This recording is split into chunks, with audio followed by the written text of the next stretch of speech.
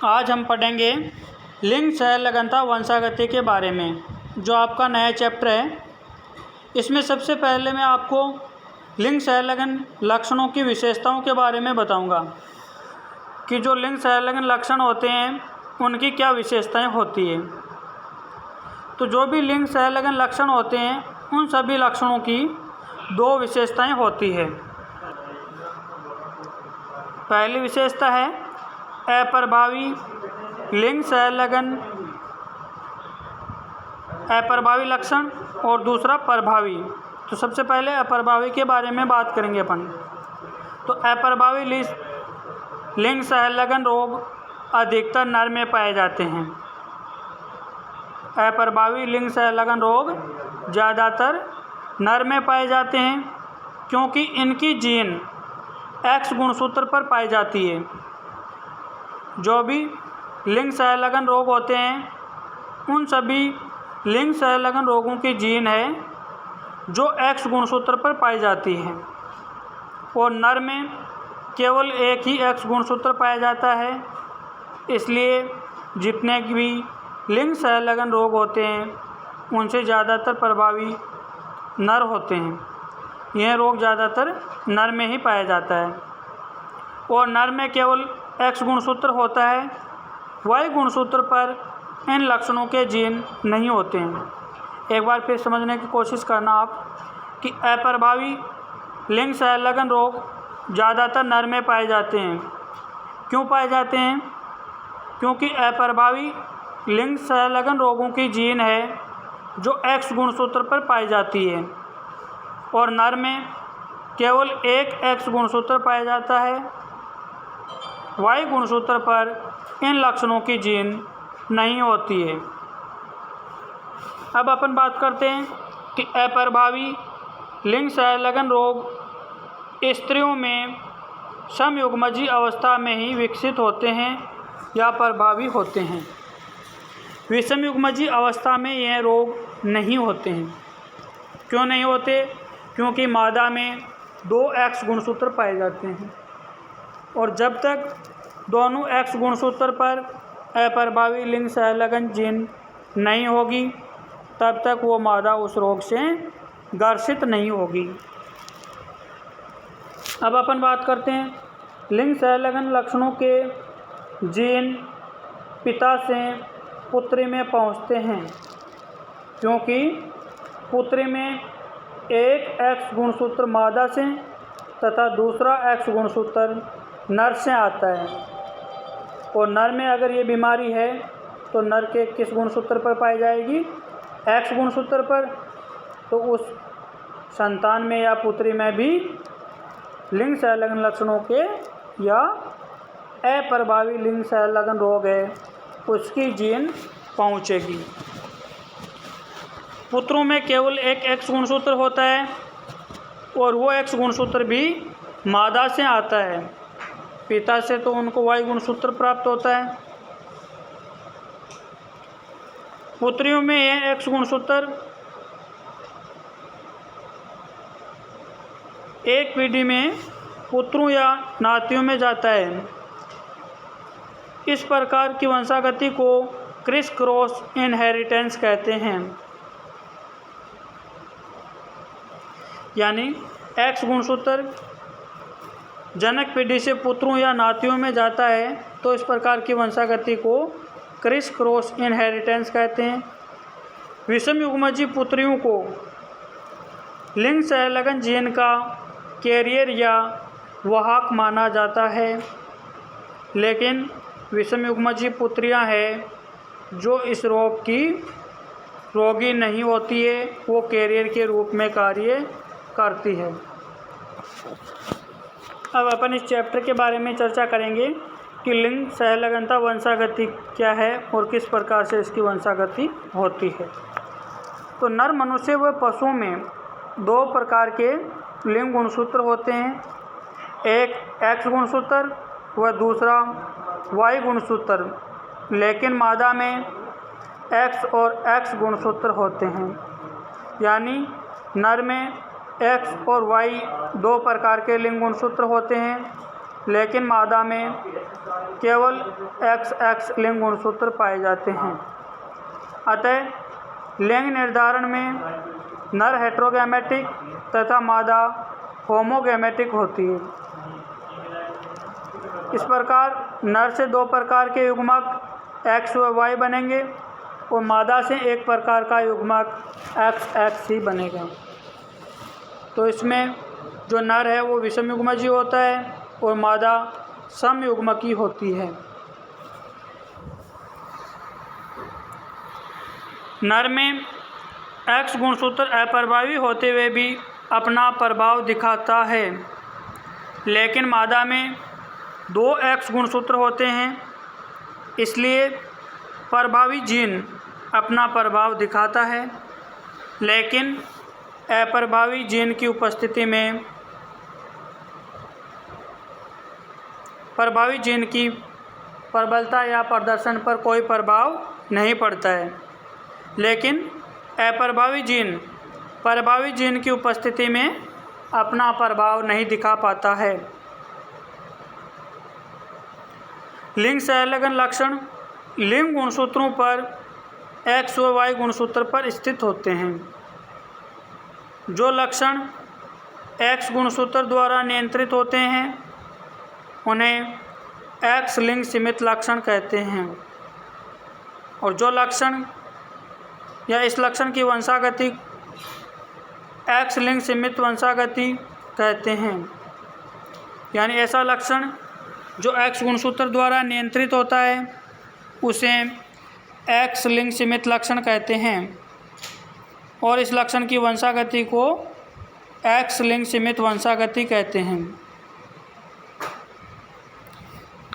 Next है कि प्राणियों में कुछ आनुवंशिक लक्षणों की वंशागति उनके लिंग से संबंधित होती है, और इस प्रकार के लक्षणों को लिंग संलग्न लक्षण कहते हैं, और उनकी वंशागति को लिंग संलग्न वंशागति कहते हैं। इस लिंग संलग्न वंशागति की खोज TH मॉर्गन ने ड्रोसोफिला में की थी।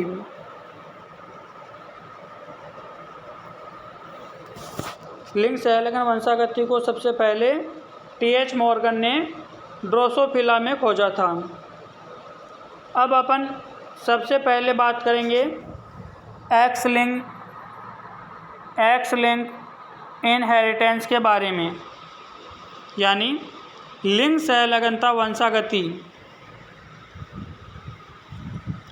और ये लिंग संलग्नता वंशागति है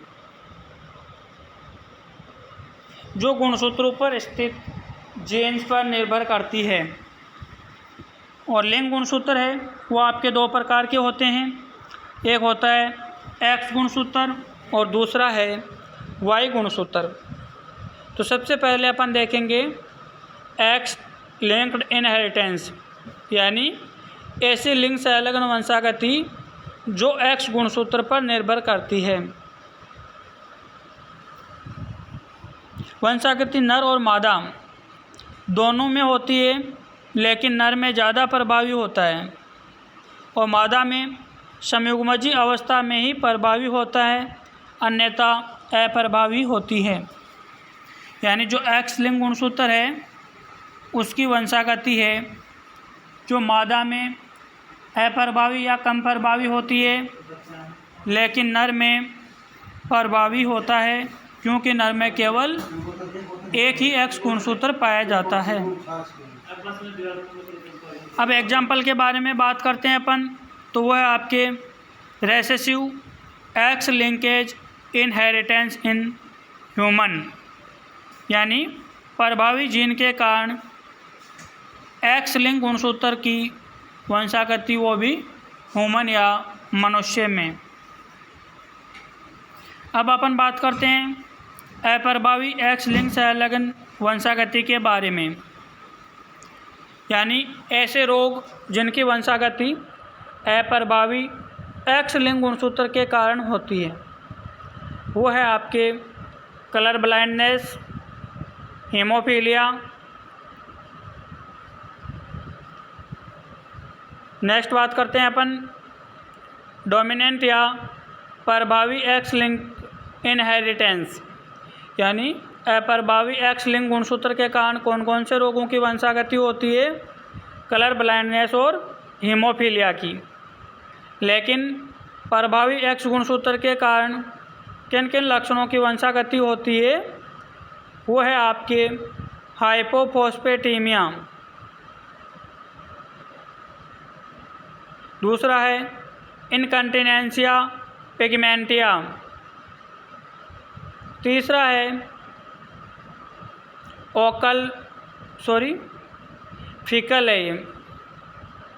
फीकल डर्मल हाइपोप्लेसिया।